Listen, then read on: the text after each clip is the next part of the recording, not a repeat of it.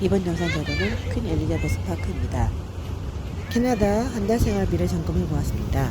차량 2대, 핸드폰 4인 사용 6인 가족 한 달 생활비. 캐나다 생활은 항상 변수가 많은 것 같습니다. 과연 저희 집은 여전히 많은 비용을 지출하면서 마이너스 가계부를 쓰고 있을까요? 이번 영상에서는 여러가지 상황이 바뀜에 따라 달라진 2024년 한 달 생활비를 다시 다뤄보겠습니다. 이전 생활비 영상과 마찬가지로 한 달 평균을 적용해 보았습니다. 첫째에 이어 둘째도 세컨드를 입학해서 핸드폰을 구입했고, 저 또한 뚜벅에서 벗어나 차량을 운전해서 출근하고 있습니다. 평균 비용은 늘어났을까요? 줄어들었을까요? 2024년은 저희 집 가격은 흑자로 전환이 가능할까요? 첫 번째, 렌트 비용 4,200불. 제가 살고 있는 밴쿠버도 렌트 비용이 계속 오르는 추세인 것 같습니다. 보통 콘도에 방 2개, 화장실 2개 정도면 3,000에서 3,500불은 기본으로 하는 것 같습니다. 물론 밴쿠버 다운타운은 더 비싼 곳도 많은 것 같습니다. 리치몬드는 하우스 세어가 2,100에서 2,500불 정도에 형성되고 있다고 합니다. 인터넷과 물가과 전기료는 랜드로드에 따라 포함 여부가 달라집니다. 타운하우스들도 가격이 많이 올라서 보통 4,000불 전후를 합니다. 지인이 살고 있는 타운하우스 렌트비를 상한선보다 많이 올려달라고 해서 새로 옮긴 곳을 찾았는데 4,000불에 계약을 했다고 합니다. 타운하우스 경우 화장실과 부엌이 설치된 독립된 공간을 사용하려면 적어도 1,600불 이상의 렌트비가 필요한 것 같습니다. 영주권을 받고 이제 곧 한국으로 갈 선생님은 집주인에게 노티스를 준 상황이었고, 1월에 새로 오신 선생님은 잠시 머물러 있던 곳에서 나오기 위해 집을 구하고 있던 참이었습니다. 마침 시기가 잘 맞아떨어져서 같은 센터 안에서 테이크오버를 하게끔 되었습니다. 지금 저희가 살고 있는 아수도 새로 구하게 되면 적어도 4,500불 이상은 생각을 해야 될 것 같습니다. 두 번째, 보험료, 차, 집, 회사 463불. 기존 차량 보험료는 1,618불이었으니 한 달 평균은 135불 정도입니다. 1년 1개월을 기다린 끝에 2023년 9월 초에 기아 카니발 ES 플러스를 받을 수 있었습니다. 두 번째 차량의 보험료는 1,739불을 지불했으니 12개월로 나눠보니 한 달 평균 145달러 정도네요. 두 대의 차량 보험료가 한 달 평균 280불입니다. 집보험은 2023년 6월 초에 재가입 시 328불을 냈으니 이것도 12개월로 나눠보면 한 달 평균 28불 정도네요. 매년 오르니 올해도 또 오를 거라고 봅니다. 그리고 한 달에 2번 월급에서 빠지는 그룹 인슈런스가 134.52달러에서 154.74달러로 올랐습니다. 남편과 아이들이 포함되어 있기 때문에 많은 금액을 내고 있습니다. 작년까지만 해도 선생님 혼자 가입하면 보험료를 전혀 내지 않아도 되었는데요. 올해는 적지만 매달 3달러 정도를 내는 것으로 바뀌었습니다. 그래서 영주권이 나오면 다른 가족들은 남편 회사에 베네핏을 신청하려고 합니다. 제 회사보다 훨씬 베네핏이 좋습니다. 그렇게 되면 저는 두 군데에서 베네핏을 이용할 수 있네요. 매달 나가는 그룹 인슈런스 비용에서 1년에 1,800불 정도가 절약이 됩니다. 셋째, 차량 주유 비용 360불. 한 달에 아빠 차량에 2번, 제 차량에 2번 정도 타고 있는데 한 번 주유 시 80에서 100불 정도씩 넣습니다. 여름에는 한국에서 가족들이 와서 캠핑을 많이 못 갔고, 겨울에는 날씨가 따뜻해서 스키장을 한 번도 못 갔습니다. 아이들은 눈이 녹아서 슬로프 상태가 좋지 않거나 진눈깨비가 내리는 날씨는 스키 타는 것을 좋아하지 않습니다. 향기야. 그래서 눈 상태가 좋고 날씨가 좋으면 가기로 했습니다. 과연 시즌이 끝날 때까지 그런 날이 올지 궁금하네요. 또 올 여름에는 한국에도 갔다 올 예정인지라 멀리 운전해서 갈 일이 적을 것 같네요. 차가 2대인데도 주유 비용은 생각보다 많이 늘어나지는 않을 것 같습니다.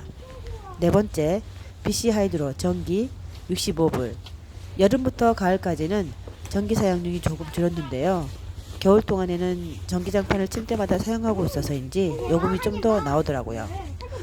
2달에 한 번 나오는 요금을 8개월 평균을 내보았습니다. 그래도 작년보다는 조금 덜 나오는 것 같네요.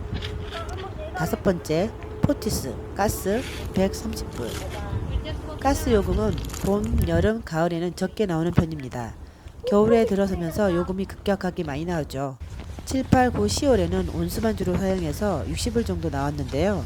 11월부터는 사용량이 급증하더니 급기야 1월에는 270불 좀 넘게 나왔습니다. 2월부터는 다시 내려가는 추세입니다. 올해 겨울은 그렇게 춥지 않아서 2022년, 2023년 겨울에 비하면 요금이 적게 나오는 것 같습니다.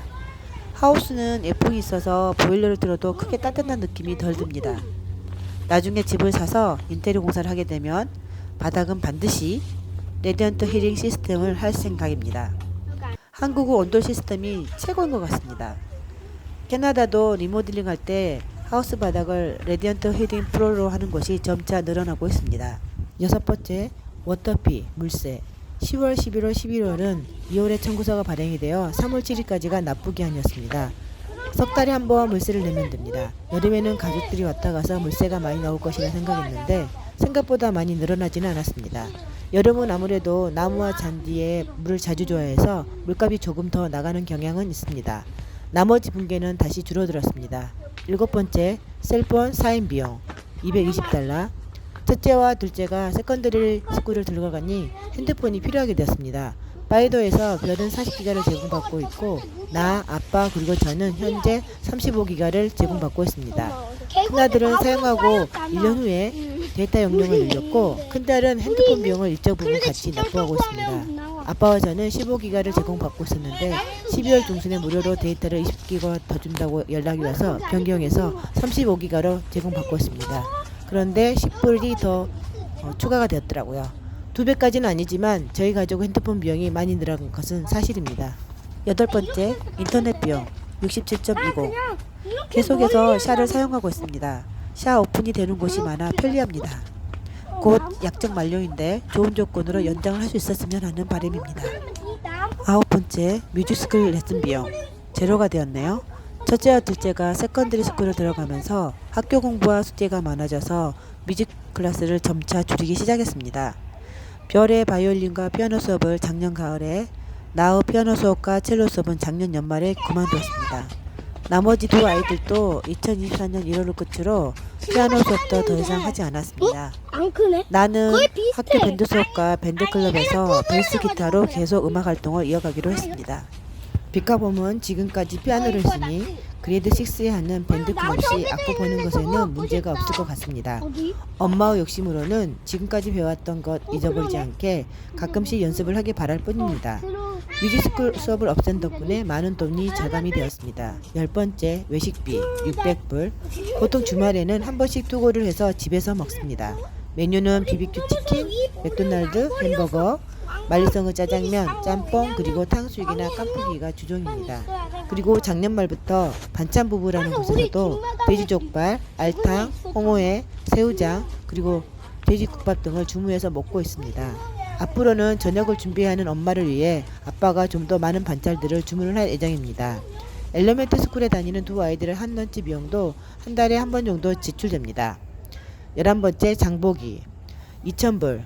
과연 2,000불 이하로 줄어들 수 있을까요? 여전히 저희 가족이 이용하는 곳은 주로 코스코, 월마트, 그리고 H마트입니다. 가끔씩 집 앞에 있는 세이번푸드와 TNT도 가기는 하죠. 코스토를 가게 되면 필요 이상으로 지출을 하는 관계로 한 달에 2번만 이용하는 것으로 횟수를 줄이려고 합니다. 물론 H마트도 2주에 한 번씩만 가려고 합니다.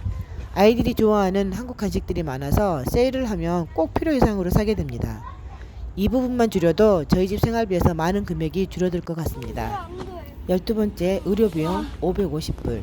재작년부터 내던 나우 딥파이트 치아 교정 비용이 2023년 11월로 끝났습니다.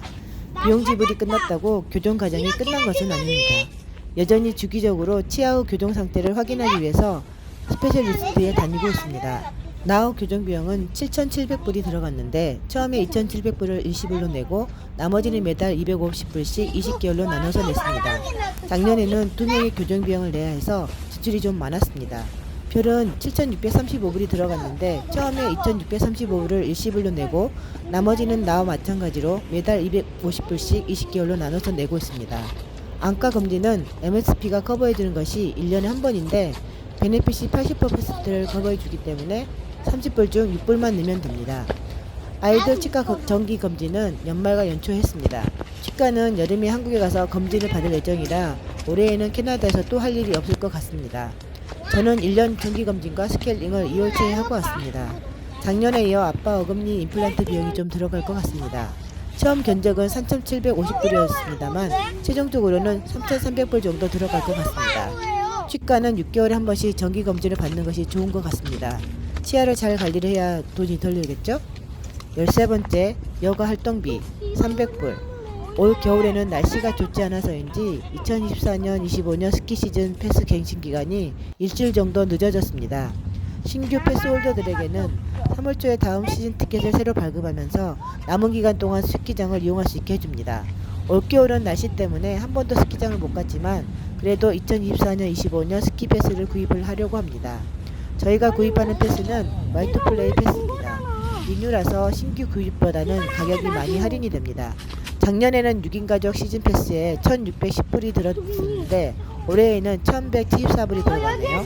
어덜트 299불, 요스 199불, 차일드 89불입니다. 올겨울 날씨 때문에 조금 더 할인이 적용이 된 것이 아닌가 싶습니다. 그라우스 마운틴 주차장 1년 파킹 퍼밋은 50불입니다. 한국 갔다 와서 캠핑도 갈 생각이지만 몇 번이나 갈 수 있을지 모르겠네요. 캠핑장은 평일이 아니면 워낙 예약 잡기가 어려워서 말이죠. 빗은 봄 시즌 수영 강습 등록을 했는데 시작반을 해야 하는 봄은 여전히 등록하기가 힘듭니다. 봄은 또 웨이팅 리스트만 올려진 상태입니다. 빗은 지난 1월과 2월 초에 걸쳐 9번의 강습을 밤 8시에 했었습니다. 그것도 웨이팅 리스트에 올려놨기 때문에 그 시간 레슨이라도 연락이 온 것이었습니다. 수영 레슨 등록하기가 하늘의 별 따기라 운이 좋아야 커뮤니티 센터에 등록하라고 연락이 옵니다. 1분 안에 모든 수업이 웨이팅 리스트만 보이게 되니까요. 그야말로 수영 레슨은 등록 전쟁입니다. 봄은 대신 K-POP 댄스반에 등록을 했습니다. 수영은 8시에 따로 등록을 하고 나머지 수업은 9시에 등록을 시작합니다. 수영장은 3-4만 데리고 자유수영으로 가끔 다니고 있습니다. 올봄에도 랜스다운에 서커스와 놀이공원이 들어서기를 기대해봅니다. 14번째 엑스트라 비용 500불. 세컨드리에 들어가니 몬트리올로 수학여행도 가고 밴드클럽에서 휘슬러로 밴드 트립도 갑니다. 차량이 2대니 오일 교환이나 기타 유지 비용에 돈이 더 들어갈 것 같습니다. 아이들의 필드트립, 수학여행, 생일 선물, 친구 집 놀러갈 때 사는 간식 등 여러가지 비용도 추가로 발생이 됩니다. 14가지 항목에 대해서 토탈 합계를 내보니 9,660.20이 나오네요.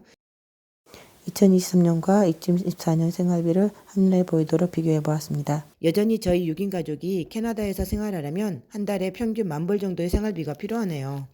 생활비가 매달 적자인 것만은 아니었고 흑자인 경우도 있었습니다. 그래도 엄마 아빠가 필수적으로 풀타임으로 일을 해야겠죠? RRSP도 가입을 해서 인컴도 낮춰야 할 것 같습니다. 인컴에 따라 아이들 양육보조비도 달라지니까요. 2023년부터 2024년 1월 초까지 영주권을 위한 다양한 비용이 참 많이 들어간 것 같습니다. 여기 생활비 항목에는 추가를 하지 않았습니다. 추후에 영주권 진행 시 발생한 전체 비용에 대해서도 영상을 한번 만들어 볼까 합니다.